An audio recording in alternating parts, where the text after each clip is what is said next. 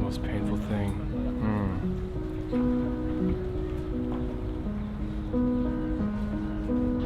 I told my dad my dreams recently of becoming a poet.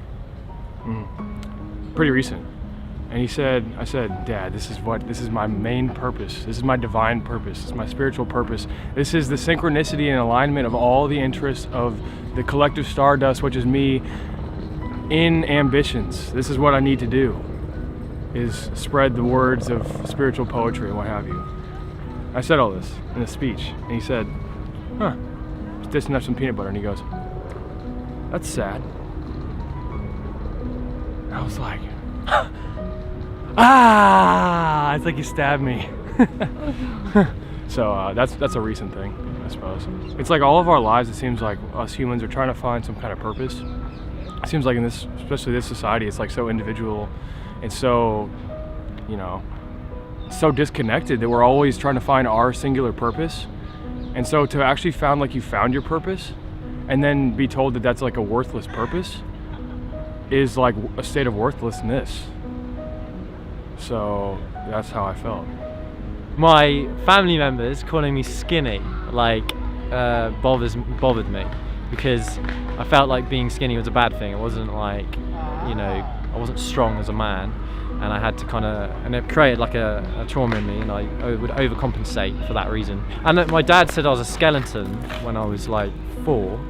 We were watching football, and I used to want to be a footballer, and he said, you're too skinny to ever be a footballer, look at you're a skeleton. And that bothered me. That was pretty painful. So, like, he should say, no, yeah, go, you'll be the next Messi. But no, skeleton. An ex of mine, we always talked about not wanting to have kids.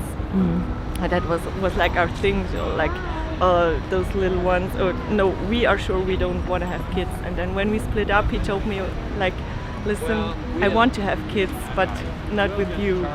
And that was, I think it was the most hurtful thing someone said to me in my life. I was out. I should caveat this. She's since apologized, and we've cleared the air, and we've talked about it. I was out, and I thought I had done everything for my sister's hen-do bachelorette party, and we were out, and I was trying to make sure she was drinking water so she remembered the night. And I don't know what I did or said, but she looked up and she said, Patricia, not everything's about you. And that was really painful, because I think everything my whole life, she's my little sister, and I've always tried to do everything for her. For some reason, my mind kept going straight to this one thought, and it was when I was in high school and I was trying to be the school president. Everyone voted, and it was tied between me and another guy. They had to do a new vote just between me and the guy. So they did a vote, and the other guy won, and I lost. I wasn't really heartbroken over it, I was just like, I lost. And I was talking to basically the head of the school, this woman named Miss, and she told me completely matter-of-factly, it almost shocked me in the moment, because I knew it was the way she was saying it was something that I would reflect on forever. And she said, yeah, Calvin, I don't think you would have been a good president. I think you would be a good personality, but not actually organized enough to get stuff done. And I knew she was completely being honest. She wasn't being sadistic, she was being very matter-of-fact. And when she said that to me, I was like, And I guess it hurt because I knew she was right. And it really, I don't know why, that was the first thing I could think of when it was the most painful thing, because I knew what she was saying was right. And I knew that though I had a good personality, I didn't have the discipline within myself to be truly a leader at that time in my life. And I guess that's always stuck with me, because it's this idea of you can have one thing, but you should be aware if you really don't have the other, and I didn't. And that really hurt me, because I was just like, I'm not who I could be. Yeah. Oh, even thinking about it, I'm like, it's sort of a mental pillar of something that I always come back to, even now. Even just the fact that you asked this, I'm like, oh man, this is what I thought of when she asked me what my most painful memory was. It's like an echo in my mind that I still haven't gotten to the place where I've banished it and go, no, I could be a great high school senior president, you know? I think that I still have a lot to work on that side of me. And that hurts because we all want to think that we're doing all we can, you know, but maybe we're not. I don't want to make this person sound bad because we've made up and it's all good, but my sister was really ill. She was suicidal at points, and it was during the time I was doing my GCSEs, and I had this really bad anxiety attack before my history exam, and I didn't make it to my history exam. And it's okay now, me and my mum have made up, but my mum told me that I was faking it and that it was bullshit, and that I just need to get myself together, and it's ridiculous that I'm faking something like this when my sister's actually going through, she was just diagnosed with anxiety and some other things. So that was really hard because then I felt like everything I ever said and everything that I was about was just complete bullshit. So that was really hard.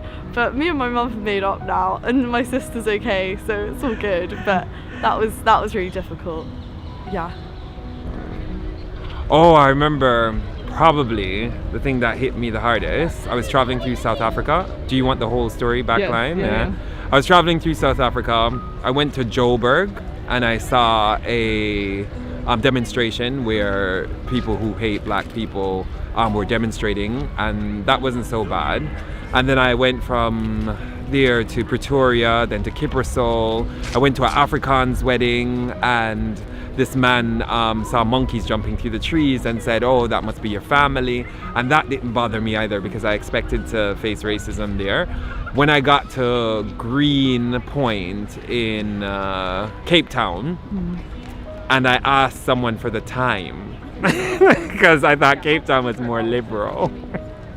And I was unprepared for that person's response. And they said, "Get away from me, I don't have any money." And it took me as a big surprise because I didn't expect to face racism in Cape Town on that level, because Cape Town was a lot more freer and there weren't so many dramatic things, and all I wanted was the time, and because my mobile phone had died. And that was really, really, it hit me hard because then I realized I was black in South Africa. The whole time I was American or Jamaican in South Africa, but I was a black South African, or I could be considered to be a black South African. And when he realized that my accent, I said, "Sorry, I just wanted to know the time." He looked really puzzled that he confused me. But nonetheless, that was, I think, the most painful thing. Yeah. Well, I was dating this girl for a while, on and off. We were kind of in like an off period, and I felt like we were on the way to be getting back together.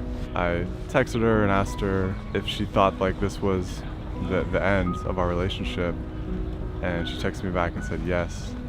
And it was such a finite answer to the question that it was just kind of like, it felt real, like that was the end of it. And I guess that was the most painful thing because it was so clear and finite and there was no ambiguity about it. It was just direct, this relationship is over. And it was.